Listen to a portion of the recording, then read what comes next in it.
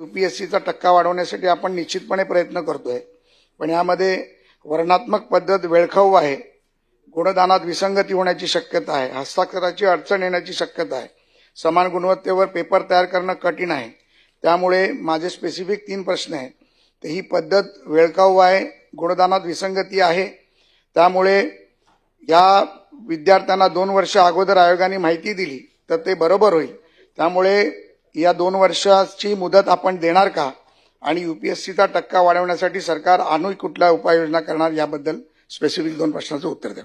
सभापती महोदय, उत्कृष्ट मनुष्यबळ आपल्याला निवडायचं असेल तर जी यूपीएससीतली कार्यपद्धती आहे की one is elimination and second is selection, objective मध्ये एलिमिनेशन, डिस्क्रिप्टिव्ह मध्ये सिलेक्शन आणि त्यातनं योग्य मनुष्यबळ मिळणं, ही यूपीएससीची कार्यपद्धती योग्य आहे आणि त्यामुळे असा कुठलाही अन्याय विद्यार्थ्यांवर होणार नाही। यामध्ये या सभागृहाच्या लक्षात मी आणून देतो की यूपीएससी मध्ये डिस्क्रिप्टिव्ह आहे आणि एमपीएससीची तयारी करणारे आपले मुलं डिस्क्रिप्टिव्हची तयारी करत नाही, त्यामुळे ते यूपीएससीत अपिअर होऊ शकत नाही।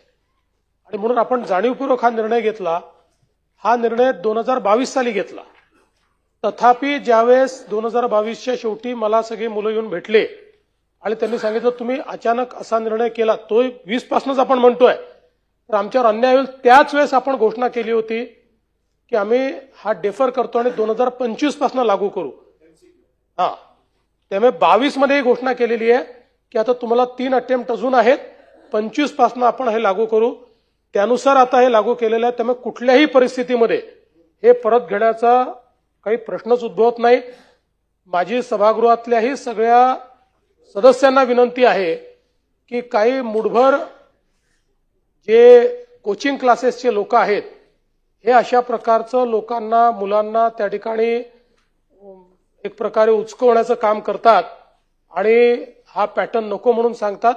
पण आपण सगळ्यांनी आपल्या मुलांच्या भवितव्याचा विचार करून आणि आपली मुलं जास्तीत जास्त यूपीएससीत गेली पाहिजे याचा विचार करून आता या मागणीला खतपाणी नाही घातलं पाहिजे आणि आता या वर्षीपासून डिस्क्रिप्टिव्ह आपण केलं पाहिजे।